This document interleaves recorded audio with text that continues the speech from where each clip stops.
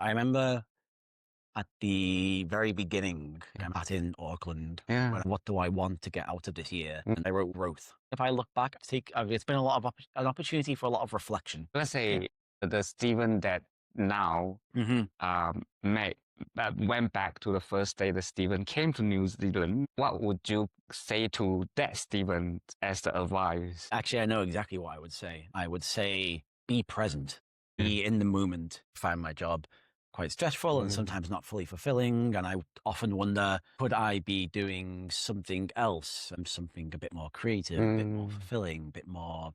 And I think for a lot of the time I was here, I've had this constant feeling of, oh, I need to be doing X, Y, Z so that I can put myself on a different trajectory. When I return to the UK, I quite like tattoos. I have this idea of what if I had spent this entire year working on my own art and I maybe tried to move into tattooing because mine means so much to me. So, it's not going to change the world, but it might change one person's life in a small way or a big way for them.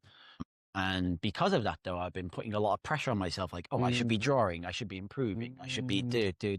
And I think that has detracted from my ability to just sort of be in the moment and enjoy. And this feeling of always need to be improving, always need to be moving, always need to be getting closer to my goals, to the detriment of just taking it in and just being like, okay, I'm never going to get to do this year again. Why not just be here? And I think it's taken me until about 2 months ago to really just say, no, step back. It's time to enjoy this.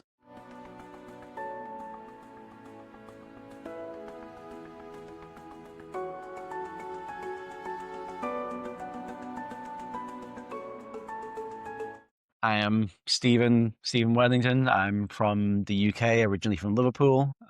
Lived in Scotland roughly since 2008, but been in New Zealand for 11 and a half months. I have 2 weeks left on my visa. This is a good time to reflect on this past year, what it's meant for me, how it's changed me, and I think it has. Maybe how it's aligned with what I expected it to be, maybe how it's differed, because I suppose when you come and do something like this, and predominantly living in a van with my friend, having just sort of flipped the table on life and fled to probably the furthest away country I could possibly get to.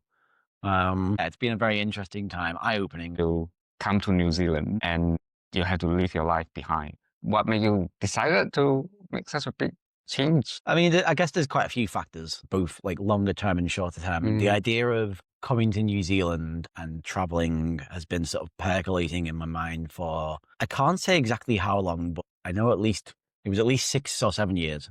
And I don't know what exactly put this idea here. I know the idea of coming to New Zealand altogether, probably embarrassingly, but probably also very commonly for people traveling here, was having watched Lord of the Rings in the cinema when I was 12, 13, 14, whatever years they released. I say whatever years, 2001, 2, and 3. I was born in 88, so I guess I will have been 13 when the first one came out. And yeah, that sort of put New Zealand on the map for me, as it did for, I think, many people. And then the idea of, specifically living in a van. I wish I could tell you where that came from. I don't actually know. It's just an idea that's existed in my mind for a long time. And then it finally happened, end of September 2024. And I think the actual decision to be like, right, the time is now. Yeah. I think there was a lot of burnout involved. I work as a software developer in a career which can be stressful, and I'm I think sort of post-COVID. And then I guess the other thing, which is maybe not the most joyful thing to bring up, but is probably quite relevant both in terms of pushing me towards this and also my ability to do this, was my mum passed away unexpectedly at the end of 2020. And then my dad passed away in 2023. And I guess so they had both, like, my mum had retired. But yeah, they had both been retired for 2 years when they passed away. And I think that really made me just take a step back and be like, I'm feeling burnt out. I'm not feeling fulfilled. I can't take for granted that I'm going to have a long period to go and explore and go and travel and see the world and open my eyes to new experiences. I'm not necessarily going to get that. So why not do it now while I can? First, I just want to say sorry for your losses. Thank you. It's not easy to lose both parents. Yeah, it was. Yeah, I think like something about losing both of them specifically, and like I had a very different relationship with the two of them because my mum raised me. So that one, like, hit a lot harder. And with apologies to my dad as I say that, but yeah, so both of them sort of made me think, reevaluate things, and like sort of, do I want to commit to a career? And I'm still trying to figure out all these things. So it's a complex question. And I think part of me coming here was just like running away from that uncertainty, but also just wanting to take the opportunity to do something a bit more exciting and a bit more interesting while I know I can, because you just can't take for granted that you're going to have these opportunities in future. That's right. And I guess also it feels odd to say, but I guess I was fortunate in that, neither of my parents were rich. They both my mum owned a house, my dad owned a little flat, and I got some money from that. And I suppose the fortunate bit is that there are plenty of people who lose their parents and don't get enough money to go around the world and live in a van. So when that opportunity was there, I was like, yeah, I should take this. So, yeah, I'm not saying like, oh, I'm lucky that this happened to my parents, but compared to other people's experiences, I suppose I'm fortunate that it afforded me the opportunity to do what I've been able to do for the past year. And now I'm going to go to Southeast Asia for 6 months, starting from the end of this month. And yeah, maybe that's a fortunate thing too, that I can do that. So there was a lot of sadness and a lot of upheaval and a lot of emotional tumult, but also, I guess, trying to channel that into just living the life I want to live. So yeah, here I am. Yeah, so you pretty much drop everything. And the motivation through it is because you realize that life is short from your parents. Yeah. And also a beautiful gift that you were gifted from your parents. I know they would be happy if I use it to do something. Yeah. That, my mum in particular, I think. Exactly. My dad was a bit more fiscally conservative, so he might have been like, how much have you spent on this travel? But he was in the Navy, so he had his travel when he was younger. But yeah, I like to think my mum would be quite pleased that I was off having an adventure. And there's something, like what I truly value is everybody bring different story. Yeah. Like if I look at you, I wouldn't even think, because I told you before, you look so young, I didn't even know. Yeah. I was a bit shocked. This is my opportunity to endorse wearing sunscreen or sun cream. It will protect your skin and keep you looking younger. I have to say you have very good skin for Thank you. For your age. Is like incredible. And so tell me more. So what do you think you learned from traveling for this almost a year? It's a good question, and I'm still trying to figure out the lesson. I remember at the very beginning, I remember being sat in Auckland when I'd first arrived, before I'd bought the van, and thinking, what do I want to get out of this year? And like in a one-word answer, and the word I wrote was growth. What kind of growth that would be? Personal growth, character growth? I'm not sure. And I think if I look back, I like to think I've achieved that. It's been an opportunity for a lot of reflection. So it's been, me and my friend living in a van, very close quarters, but that means keeping my own company. As much as you have somebody there all the time, not as many people to sort of share that experience with, I guess. Yeah, maybe that's a bit of maybe I'm a detour. Can I ask you a question? So let's say the Stephen that now went back to the first day that Stephen came to New Zealand. What would you say to that Stephen as the advice? Actually, I know exactly what I would say. I would say, be present. Be in the moment. So one thing, I mentioned that I found my job quite stressful and sometimes not fully fulfilling. And I often wonder, could I be doing something else, something a bit more creative, a bit more fulfilling, a bit more this, that, the other.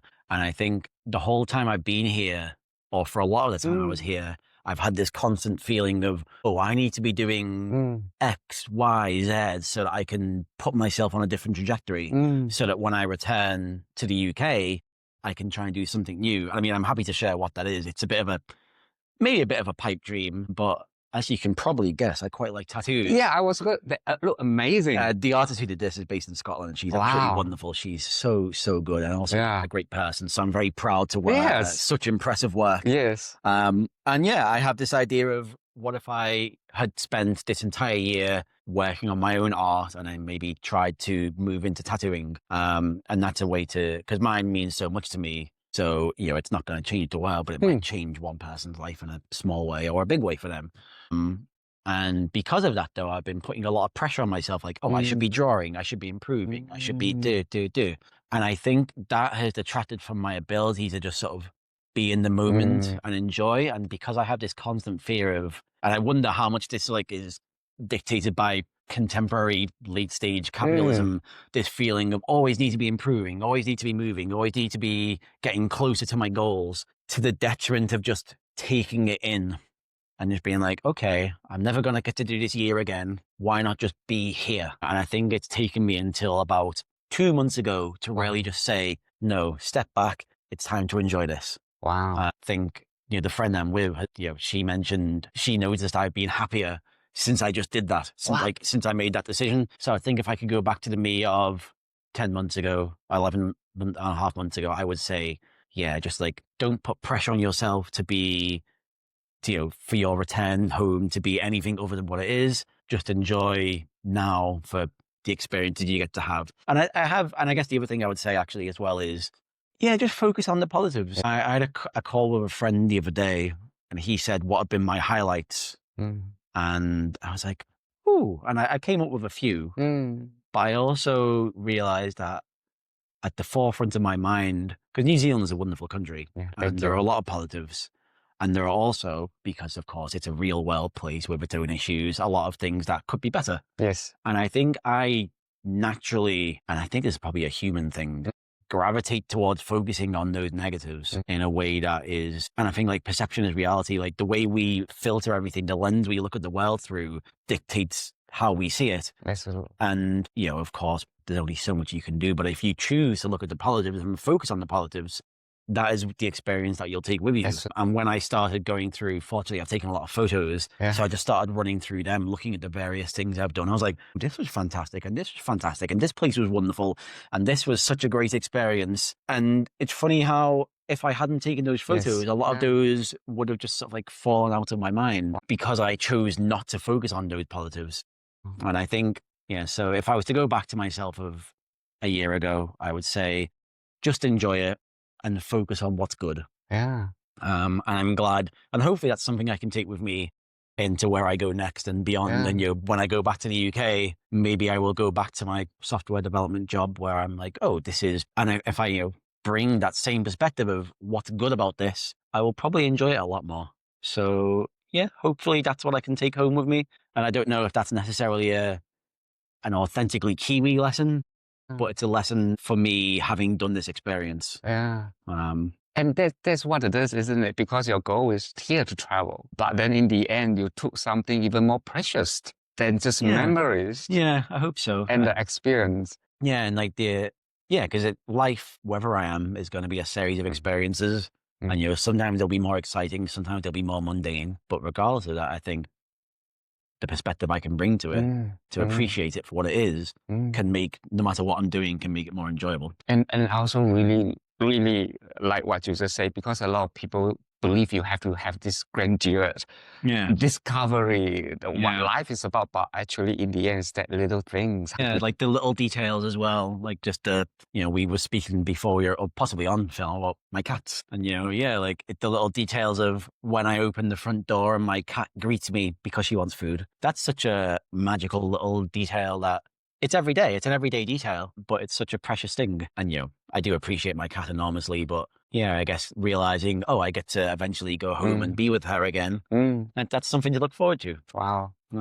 So appreciate the little details, be positive. And it's all well and good saying be positive. Of course, life comes at you and deals you difficult things. And, if I look back to who I was shortly after losing my mum and had said, be positive, of course I couldn't. It was a very difficult thing.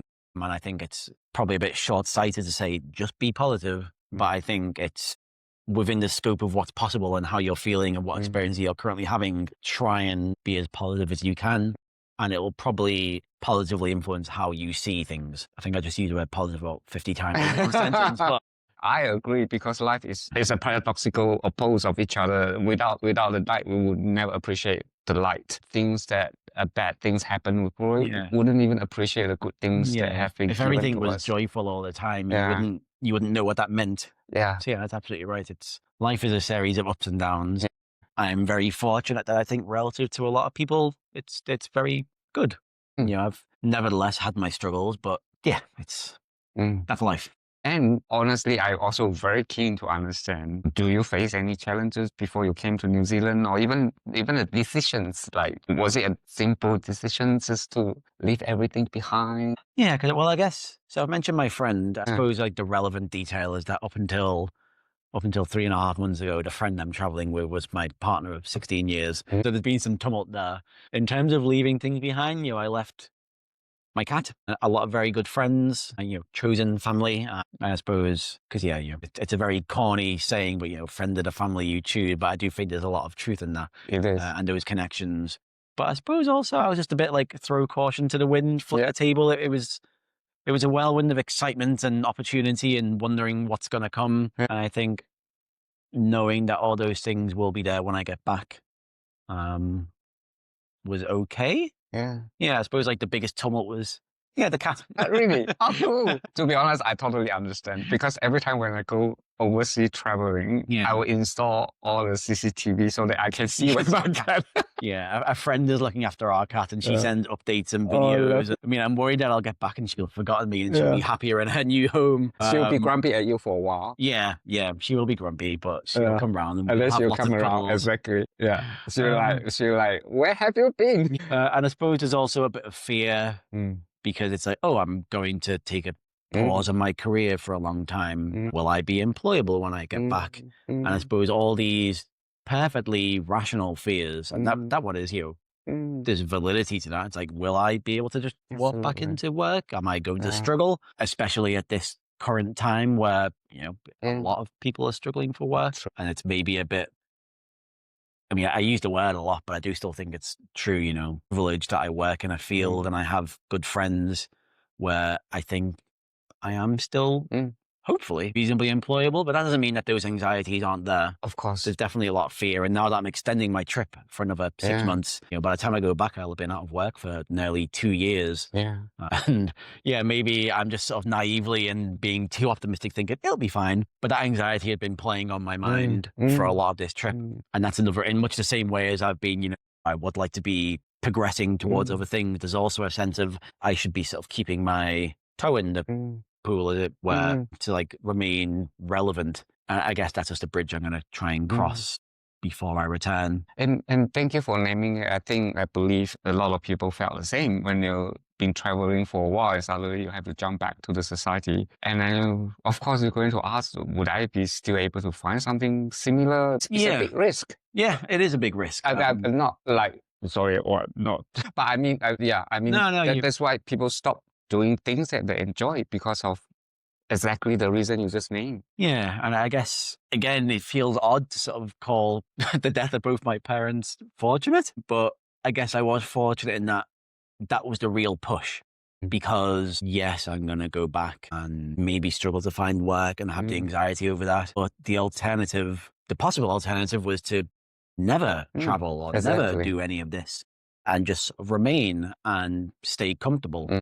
And I think, again, I have to acknowledge my privilege here, but the fact that, for me, it was worth taking that risk. Not everybody is so lucky that they can do that and have like a bit of a financial cushion. Like I've got, I'm not by any means well off, but I have enough that I can, get back and not have to immediately like find work or not be able to eat, which is, more than a lot of people can say. So how lucky I am that I've been able to take this opportunity. I would certainly think it's almost like your mom is saying this is a gift for you, because I felt hearing you saying all that, it felt like this is really out of your comfort zone. Like to make such a big jump from having a security of a job, the future, and to ask myself, is there something missing here? Yeah, I think that stability is a gift and it's a lovely thing to have. And I think there are probably people for whom that stability is the most important thing. I think I was in a position where I'm like, no, I'm willing to trade that in. And I guess everything is a trade in, everything is a sacrifice. If I had chosen to stay,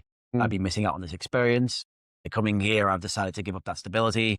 And it's down to what the individual wants and also what's feasible within their circumstances. And I think for me, just decision to just travel and see who I am in this context and see who I am at the end of this. I don't know whether or not I will have changed drastically, but I hope that this experience is something I'm going to take with me for the rest of my life. And I hope it's changed me. I think it has. And I think if I can take a new perspective with me, and also just the joy of having been in this wonderful country and seen some absolutely amazing sights and had some like memories that I hope I'll treasure forever of seeing some of these. Yeah, it's such a gorgeous place. Tell me what is your favorite, like the top first, second, third? I have a favorite day, actually. It just worked out so perfectly. Me and my friend went to Milford Sound. Yes. And I was like, I've heard Milford Sound is very nice. And I'm sure a lot of people have heard that Milford Sound is very nice.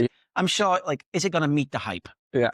Have you been? Yeah. Yes. It met the hype for me. Yeah. It was awesome. Stunning. Yes. It was such an amazing place. And we arrived, we woke up at sort of 6 a.m., drove through, there's a tunnel you drive down and you come to this valley and there was a cloud inversion. So the valley was full of clouds and we're above it. And that was amazing. Wow. And then we drive down into the clouds and we emerge at Milford Sound. And as we get there, it was quite cloudy. And I think this is a lesson in, you know, sort of being positive or negative. I was starting to let the fact that it wasn't a nice sunny day cloud my appreciation. But when we got on the boat, I'm like, you know what? I can't control the weather. I'm just going to enjoy what it is. And it was sort of like this quite moody and very atmospheric. And it was stunning. And then we got to watch seals swimming along the boat and catch. And then as we get to the end of the sound and turn back, suddenly the clouds have cleared out. Wow. So we get to come back on the boat and it's beautiful blue sky day, sun beaming down on this just absolutely breathtaking bit of the world. And then after that, we drove and did a little hike. We've done a lot of very good hiking in New Zealand. And we walked up to... Can I stop you for a moment? Oh, out of curiosity. Yep. When you see the sky clear out, you stood there, what the first thing came to your mind? I mean, at the time, it was probably just, I'm glad the sky is clear out. Because I think it changes everything. So I got to see two versions of Milford Sound that day. I got to see the version where it was cloudy and atmospheric and moody. And I got to see the version where it was blue and the sea. I guess another thing that's probably relevant, there'd been very little rainfall at the time. And usually we learned this from our boat captain. Yeah. The rainfall brings the sort of the brackish water down into and it turns everything like a tea color. So I think this is most people's experience in Milford Sound, whereas because it was very low rainfall for us, the water was very clear. So that's why we got to watch the seals swimming. You don't usually get to see that. So we were very lucky. Wow. And it meant that a lot of the waterfalls weren't falling. And I guess I could either choose to be like, there's been very low rainfall, so I don't get to see all the waterfalls. That's annoying. Or I could choose to think, because the water hasn't been sort of bringing the debris into this water, it's clear and it's blue. And I chose to appreciate that. Wow. Rather than choosing to be frustrated. And so I was just like, this is the perfect version of this. Yes. Or this is a perfect version of this because I'm choosing to see the absolutely amazing beauty that's in front of me. This wonderful blue sky, clear, reflective water, surrounded by this absolutely incredible scenery and landscape. And then, so I think there's probably a lesson there that, you know, and if it had stayed cloudy, it still would have been amazing. Yeah. And it's just about choosing to appreciate the version of things that you have. And then, so we continued on. We did a hike up to an area called Lake Marion. And this was, I'll show you photos afterwards because it was the most amazing place I've been. It was just a lake in it's sort of up a mountain. So we just hiked, I don't know, like 1,000 meters of elevation and just found this perfect lake, completely still. I'm surrounded by mountains, and again, it's fully blue sky. Went in, had a little swim, and then just off in the distance, an avalanche just starts falling down. God. And you got to see it? Yeah, I just got to sort of sit there and watch this avalanche cascade down the mountains while I'm just paddling in this pristine blue lake. And it is just one of the most unique, special days. Yeah, it's like a movie. Yeah, it was amazing. So I'll always treasure that day. Yeah. But then, so when my friend I was chatting with the other day said, what was my favorite day? That was my answer. Wow. But as I was going through my photo reel and remembering all the other things, I was like, oh, and this was a great day, and this was a great day, and this was a great day. And it's been a year of great days. I think just being able to step back and be like, yeah, these are all wonderful. Can I ask you again, when you were swimming and see the avalanche, what was the first thing came to your mind? Probably just how lucky I am. Yeah. And, you know, not to bang this drum, but obviously there's been emotional difficulty that's gone into making this look possible. But yeah, what a wonderful thing to be able to do, to just sort of sit and paddle in a mountain lake and watch a small avalanche happen. Also, probably one of the main things my mom was like, wow, that's really loud. I don't know if you've ever had an avalanche. Avalanches are very loud. Yeah, that's right. Yeah. It's like, wow, that is surprisingly loud relative to Wow. the size of it. And yeah, it's The reason why I asked is the first thing you're talking about at Milford is actually everybody has set of expectation, but at that moment you realize that if I set myself this expectation, I'm not going to be able to enjoy the rest of the day. Yeah. So I'm just going to let it go. Yeah, just enjoy things for what they are, and the experience that you have, and rather than seeking out the perfect version of something which doesn't exist, because I think there's a phrase that a friend said once that I really loved. It was perfection is a moment. There is no ongoing perfection. There is no, this is the perfect version of this. Yeah, just enjoying, taking life as it comes and trying to appreciate what's, I don't know if I'm articulating that well, but. No, I hear you. Yeah. And then the third one, there's a first, second, the third moment that. And then another wonderful day. You know, I hate to say this because I'm going to sound like I'm part of the New Zealand advertising board, but I went to Hobbiton. Hey. And it was as magical as I had dared to hope. Awesome. Can you believe I haven't been there? Really? I mean, I guess it depends on. I've lived in Edinburgh for, how long have I lived in Edinburgh for? 15 years? Yeah. I've still never been to Edinburgh Castle. So I understand. But yeah, I guess that's one of the nice things about being like, I have a year here. It's a finite amount of time. It's long enough that I can see pretty much everything I want. Wow. But because it's finite, I'm like, okay, I have to see all the things that I want to. I went to the Summer Harvest Festival and it was an evening show and they put on a big banquet and there was entertainment and like sort of getting to stand there was like the sun goes down and looking at the little hobbit holes reflecting on the lake. Yeah, I know this sounds like a big advert. And it's obviously it's magical. It's very touristy. Yeah. And it's obviously a very slick, well-oiled, monetized operation. Yeah. But it's also just so magical that I can't be mad. Can I tell you something? Imagine when you were a child, you're watching a movie. Yeah. And then you saw that moment or whatever that is like, wow, this is such a magical place.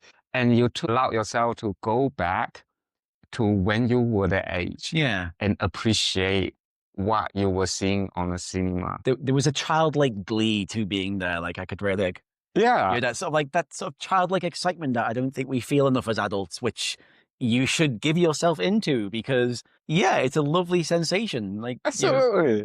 Because you remember who you were when you were still innocent, when you're not being brought down by day-to-day chore. Yeah. When you still believe in magical moments. Yeah. Yeah. I mean, I think that sort of ties into everything I've been saying, that as a kid, everything is excitement and you let yourself enjoy it. And I think over time that gets beaten out of it. But I think it's still there. We just need to work harder to access it. I agree. And maybe the thing that lets you do that is a very slick tourist operation, or maybe it's a avalanche on a mountain lake, but being willing to lean into that excitement and just enjoy things, I think is such a important thing to do. Yeah. It's beautiful as well. Oh my God. Like I can picture you standing there just looking at the place and then saw the sunsets. Yeah. Yeah. Like, and the fairy lights reflecting on the lake and it's a magical place. And obviously it's going to depend on your relationship with it. And it came to me when, in my formative years, I was, like I say, I think I was 12, maybe 12, 13, 14 or 13, 14, 15 when the films came out. And it was my annual day out with Dad. We'd go to the cinema together to watch the films because he'd read the books when he was younger. Wow. And I mentioned that we didn't have, as much of a relationship. So we had a one yearly day out, but I suppose that sort of made them a little closer to my heart. And those films have meant a lot to me over the year. And I think when I was struggling as a child at times, like I would just put them on as like a comfort, and in the way that a lot of us do. I think it's funny, we ascribe emotions to things, and there's probably just being willing to appreciate seeing that. At the Hobbiton was so incredible because it tying to the fact is that reminded you your relationship with your father. Yeah. It's your growing up as to be an adult and landing that moment, it almost like circling back everything together. Yeah. And seeing that's treasures. Yeah. I think we can ascribe meaning and value to anything. And I think regardless of what that is, you should just allow it. Even if, it might be nerdy or childish or any other number of things. If something is important to you and means a lot to you, then just enjoy it regardless of what anybody might think. And I think part of, whenever I talk about Hobbiton, I sort of feel this need to sort of say like, oh, it's very, commercial capital, and it is very commercial and capital, and I think if I could let that ruin it for me, why choose to, when I can also choose to be like, oh, this is very special and it meant a lot to me. It is. And just appreciate that instead. It is. And that's why I feel the value of people's story is, like, because they all mean something to us. It might mean something completely different, but yet, like, to have all these capitalism items, like helping us to, like link it's still alive. Yeah, like we exist in the system we exist in, and you can sort of push against that. Yeah. But I think probably the more valuable thing is be aware of the issues of the system we live in. Yeah. But try and affect change where you can as well. But also just try and enjoy what we can. And again, considering everything that's happening in the world, that's such a developed world perspective to have, I think. I guess speaks to my privilege that I can say, oh, I don't want to like rattle off all the horrible things that are happening in the world right now. We all know about them. We see the news and we know how lucky we have it. And I guess, appreciating how lucky I have it. Yeah, I agree. I can hate the injustice in the world and want it to change and want to try and do things to change it, while understanding and appreciating how fortunate I am to be in the part of the world that I am. Yeah, and it's a lot more personal to you as well, like, because it's not just a destination, it's a way of remembering your parents as well. I mean, so it's a lot more meaningful than that. It's the worst experience you have. Oh, good question. I could ruin it on this for a while, because even like some of the difficult things, like trying to cook on a little camp stove while it's raining sideways, has its own magic, because we had fairy lights in our little van and it could actually be very cozy. Being woken up by the wind and like blowing our van side to side and like hail hammering down. Oh my God. But it's actually really nice just sort of to be cuddled up under a blanket in this. So even the difficult times can be balado. What is the worst experience that I have had? What's like, I'm trying to think like negative things or something that was underwhelming. I suppose one thing, this is a broader thing, because of course, I could just sit here and list the things that I like better about other countries, but I don't know if that's really fair. But New Zealand is a very car-oriented culture. True. Which isn't necessarily a bad thing, but I think it does sort of speak to that modern capital, that it's like a lot of like car culture comes from sort of lobbying by like car manufacturers or like air transport. The lack of public transport is the fact that you can't get a train from Wellington to Auckland is shocking. So you either drive or fly. I tell you, everybody will agree what you just say. Yeah. Auckland is the worst. Yeah, it's just like I think you're just expected to have a car. Yes. And it's so true. It's one thing that I have a car in the UK, so it's quite rich of me. Yeah. And I, complain about air travel, but I flew from the UK to New Zealand, so I'm obviously I'm not perfect. But to have that as a default is a shame, I think. I agree. It's shocking in New Zealand, especially in Auckland, not to have a car.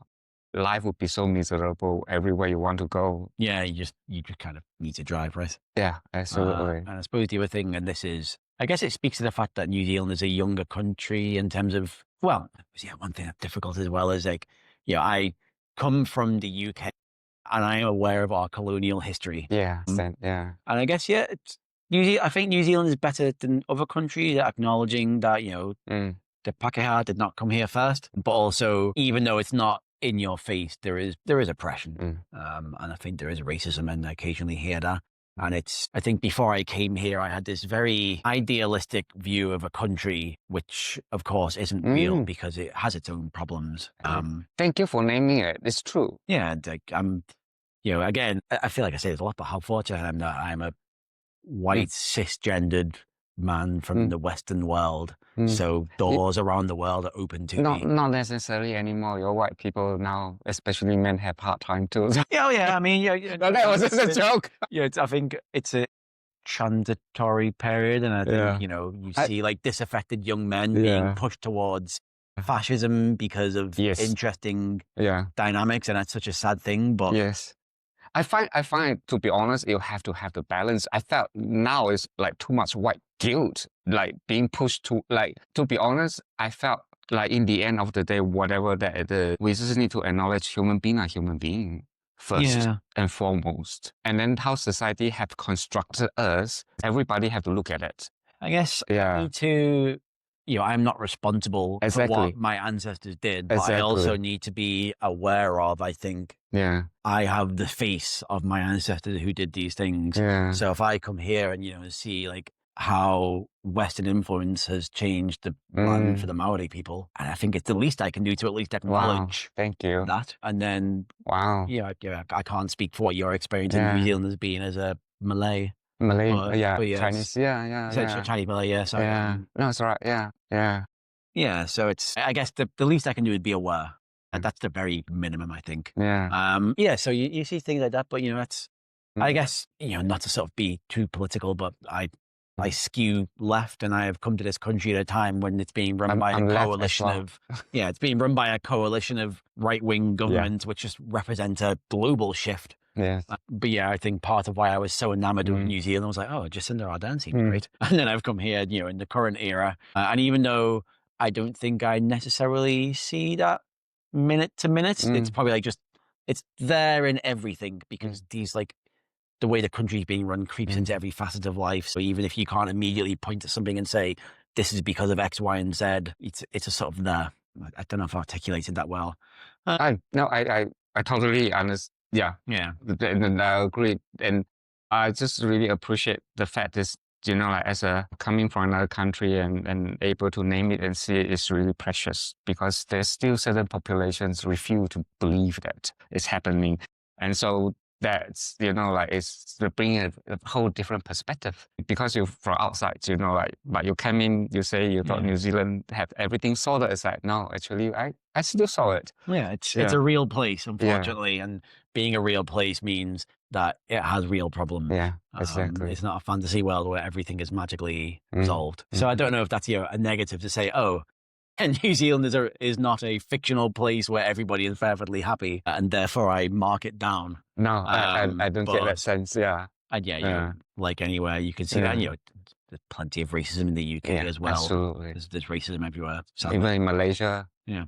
Same thing. Racism and there's like, so okay, I really think that's wonderful. Like, when asked you, can you find anything negative, you can't even really think of one, which speak the volume of your experience in New Zealand. Yeah, I think, like, on a day-to-day basis, everything that I've experienced, there's always something positive to see. Yeah. If it's the bad weather, you get cozy. If it's I guess it's just about trying to appreciate things. And, it's like you sort of see negatives and, like, different treatments of different peoples. But I also think New Zealand, more so than other countries, tries to acknowledge that. So maybe it's not perfect. And I imagine there's quite a few people who would think, more could be done. And I think that's always true. But I think it's trying to do things. I'm worried about, like, saying anything insensitive here, because I imagine if I was, from a marginalized people, I would have a very, very different experience. So I try to be empathetic, but it's all filtered through my experience of, being a race that typically doesn't experience racism. You're very self-aware. I mean, like, about, you mentioned a few times about as a white privilege, you're having great awareness of, I think that's the least I can do. I think sometimes I could and should do more, but I think it starts with at least trying to be aware and trying to be open to the idea that different people have different experiences to you and what that can mean. And I probably don't always get it right. In fact, I certainly don't always get it right. But and I do have another big questions for you. I mean, like, traveling in New Zealand, we talk about, like, being more present and then also appreciate, like, but what would be the biggest lessons that you take home with you? If you're going back, what would be one thing that you've been doing in New Zealand and think, I'm going to keep doing it when I go back to? Stop and listen. Stop and listen. Bird life is so interesting here. And I think because, having grown up in the UK, I've heard the birds all my life. Whereas here, the birds are noticeably very different. So I And will hear loud. that. Yeah, definitely loud. And because it sounds different to what I know, I think it's easier to be like, this is lovely. But, yeah, birds, we have birds everywhere, Yes. fortunately. So stop and listen to them in the UK. I Yeah. think that's something I'd like to try and do more of. Yeah, stop, listen, Yeah. appreciate. Again, like that's what I hope actually talking to you is that we sometimes being bogged down by our daily chore and we forget to appreciate even just a little simple things. Yeah. Because it felt like everything been stripped away from you. It became this one of the nut from the capitalism that have been created. You felt like there's no value in me that I can truly enjoy besides paying bills, become that machine. Yeah, like we all exist in the system we exist in, and it is not perfect. It's better for some people than others. It's much better for some people than others. And I guess, wherever I am within that, I'm just going to have to try and do what I can to appreciate what I have. I still have some more questions to ask you, though. What was unexpected things that you never thought about when you came to New Zealand? I never expected pies to be so prolific. New Zealand loves pies. Yes, we do. There are pies everywhere. Yes. Was it not the culture in? We're not as big a pie people. And I know that's such a small thing, but so often you will just, every bakery sell a pie. Yeah. I mean, I've been known to enjoy a pie. I mentioned to you earlier, but I am vegan. So my ability to partake of the pie has been limited. And I guess that's actually something I expected it to be easier to be vegan here than it has been. Yeah. I think because there is so much wildlife here and it's quite a big hunting culture. I guess that also reflects the fact that it's at land the size of the UK, landmass-wise, but with the population of Scotland spread out. So much of that localized to Auckland as well, like 70% of the population. There's so much open space that people can get out and enjoy nature, and hunting is part of that. It's not my place to say, but I think that's a culture that you don't really see as much in the UK because there's a lot less wildness for people to go and do that in. And I think because that's sort of like permeated the overall culture here. Vegan. I expected veganism to be easier than it has been, and I'm a relatively new vegan. It's only been like a year and a half. I do, of course, to go with the joke, have to bring it up at every opportunity. Here I am mentioning that. That's something. I think another thing that's been unexpected. I guess it makes perfect sense. New Zealand has the most breathtaking natural architecture, the mountains, the sea, the lakes, the oceans. But of course, it's a seismically active country. So there aren't really that many old, beautiful buildings. And like I live in Edinburgh where we have a castle in the middle of the city. Wow. We have a lot of historical architecture in the UK. Wow. And that's less visible here. Yeah, that's right. And I think, I guess it's made me appreciate that back home. And I think, when I go back to the UK and I wander around, I'm like, oh, this building is 400 years old. I'll probably have a new appreciation for that. That's what exactly I told my partner as well. Yeah. What I feel like because I like architect, I like buildings, the old building. I think they're so beautiful. Yeah. The way that the construction is not happening anymore. Yeah. Cool. Yeah. So like New Zealand is architecturally less exciting, but it compensates for it in other ways, Yeah. The scenery and all that. Yeah. That's the selling point. Yeah. Yeah. Absolutely. So it'll be interesting as well when I go through Southeast Asia, sort of see these temples, which are so many hundreds of years old. I'm quite excited about that as well. Yeah. So it's been a wonderful year. It really has been. It's been eye-opening and exciting, and sometimes frustrating, and sometimes upsetting, and but that's life. Yeah. Yeah. And what would you, let's say, someone thinking about should I drop everything and travel the world? Yeah. Having that, and let's say that someone actually can afford traveling, because what I want to encourage people is, sometimes people have the means, but they just don't have the courage. Yeah. I think don't feel trapped. Recognize that the opportunity to do that might not always be there. You don't know what's going to happen to you in the future. You don't know what circumstances are going to change. And I think, I guess as well, we're increasingly, I think, people's relationship and dynamic with work is changing. I think to an extent, the work from home revolution, which I know is now being backpedaled a little, but changed the way people interact with work a little bit, and maybe making us realize that work and life don't have to be as intertwined. Take the opportunity. Go and do something different, and maybe it will change your life, or maybe it will just give you a series of memories you can look back on. Maybe when I get back to the UK and I struggle to find work, my perspective will change and I say, oh, actually, stay stable if you can. But for now, in my optimistic hope that I'm going to be able to go back and settle back into my old patterns, but a new me with different perspectives and a different take on life that I maybe didn't have before, I think it's just so worth it. I think actually, you know, like when you go home, you're going to bring so much new perspective, and then you're going to have so much new energy. You might be surprised at how many people see that in you, that they wanted you to be part of their team. I hope so. Yeah. Yeah. Because that's what people want, is new ideas, fresh ideas, someone who bring energy, someone who able to break the mold of what they used to do by saying, why don't we do that? Yeah.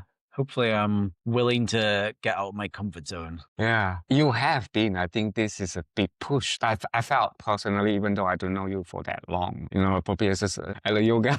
But I felt like even when you're talking about it, I can sense that this is a big push, even like really stretch your comfort zone. Yeah. I think I've been quite a passive person, I think. And I suppose this will be interesting as well now that I'll be traveling alone, because I think quite often I've been very go with the flow. For the next 6 months, I will be dictating the flow. So I think that'll be quite an interesting experiment as well. And see, you know, I'll be the one making decisions about where to go, and rather than just being like, oh, what makes you happy? I'll be like, what makes me happy? Wow. So I'm quite excited about that. I think that'll be a good opportunity to change and grow, and getting to do that in a new place as well, getting to discover who you are in an unfamiliar context. I think that's very valuable.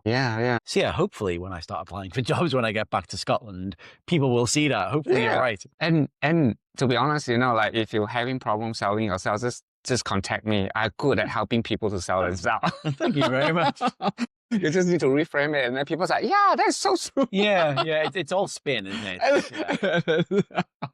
But, so you're talking about, this is interesting because you say you're quite passive, so you let life kind of just come, and then now you have to kind of think about what you're going to do when you go to, so it's quite a big jump as well. And I think it'll be a good one, because I think it's quite easy. It's an interesting perspective shift. From my perspective, you know, I talk about this from, like I mentioned, I came here with my partner, who is now my friend, and she would often be the one making the decisions about what we do. And I think I thought, like, oh, you can decide because that will please you, and I'm happy with anything, and therefore you get to decide, and therefore it's positive. And that's kind of how I always frame things in my head. The other perspective is, I'm the one having to make all the decisions. Please, can you decide what we will do? So I think there's a balance between pleasing others and not being fussy and letting other people, but also being willing to put yourself out there and making the decisions, because making decisions is exhausting. Yeah, it is. It is tiring. I probably shied away from doing it, but in my head convinced myself that was the good thing to do, when actually, no, Stephen, put yourself out there a bit more and make some decisions and relieve that burden. And those decisions can be as big as, where are we going to drive to in our van today? It can be as small as, what are we having for dinner tonight? And so I probably had a bit of a narrative in my head of like, oh, by stepping back from the decision making, I'm letting other people live the life they want to, and I'll just go with the flow. And it's like, no, sometimes you need to dictate the flow. Here's your growth. There you go. That's my growth. Oh, that's cool. So when I get back after 6 months of dictating the flow entirely on my own, hopefully that's something I'll find a bit easier to do day to day in all my relationships. I tell you what, I can so resonate to what you just say, because I exactly like that person. You know, like, I'm not good at putting myself out there. I was thinking about pleasing other people. That's why I don't even know what I should do until I'm 53. Podcast. But here you are. I mean, it's a journey, right? It doesn't matter when you get there. It just matters that you do get there. But I'm very pleased for you, because I understand when probably, because this is how I grow, I don't feel like I have a permissions to be myself. That's why I always put other people first, to a point that it became poison to my own heart.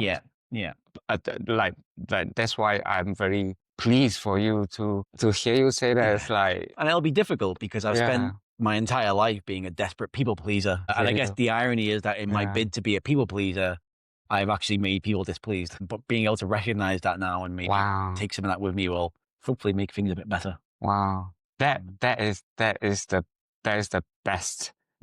It's also, it's a pattern that's well ingrained. So I think realizing that is step one. Yes. of many. Yeah. But it's a step. Well, can I acknowledge that being a people pleaser is also the most scarier things a people pleaser can do is to say, I'm not going to please anyone else It's emotionally anymore. difficult. Trying to push back, it's very hard. It is.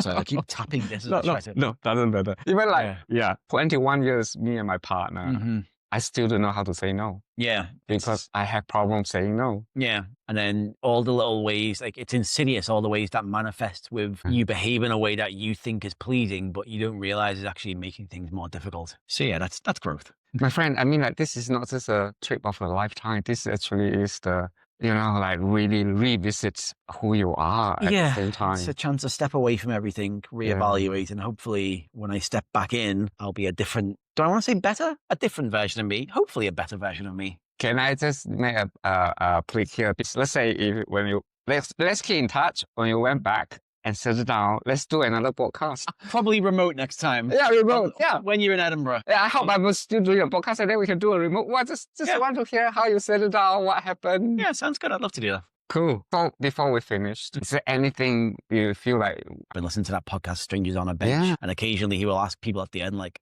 if you had a question to ask yourself, what would it be? Thank you. I will use that in the future. Stranger on a Bench. It sounds like a good podcast to listen to. I really enjoy it. It's like I say, the wisdom of everyday people. And I think you're doing something similar here, just asking people about their stories, regardless of where you are, everyone's story has value. Absolutely. And when I've listened to that podcast, I've sort of tried to think, what would I ask myself? And I guess, it's stuff that we've already touched upon, I think. It's like, it probably would just be, what advice would I give past me? And I guess it depends on how far into the past you go. If I go back into my childhood, it'd probably be continue creating, continue expressing yourself. I think that's an area where I've been too passive, but in terms of, making art and creating things in whichever form that may be, that can be drawing, can be programming, that can be music, that can be any number of things. But like that creative expression is something that I lacked for a long time. And I think now I have confidence issues around that.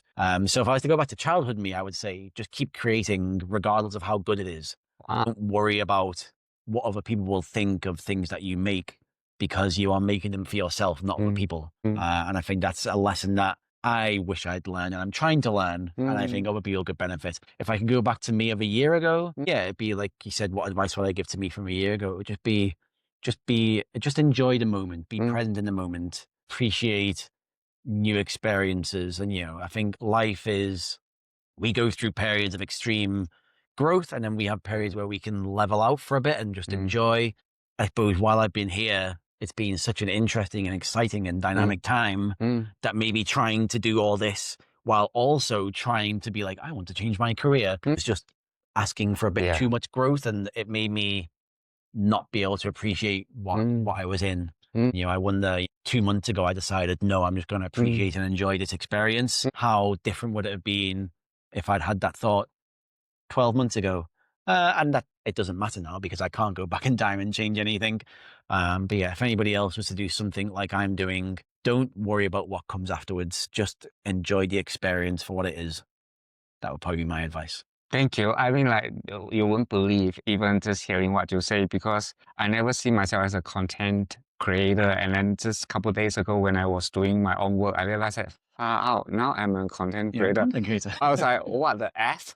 So what you just say, I appreciate so much, because I am putting myself out there and use my own creativity. And then I constantly asking myself, is this good enough? Will people going to watch it? And, but I forget in the end of the day, it's a joy that I bring to the world because I really enjoy it. Yeah, make it, like, enjoy making it and like giving your gift to the world, not worrying about everything else, because I think if you are creating for yourself, that's the most important thing.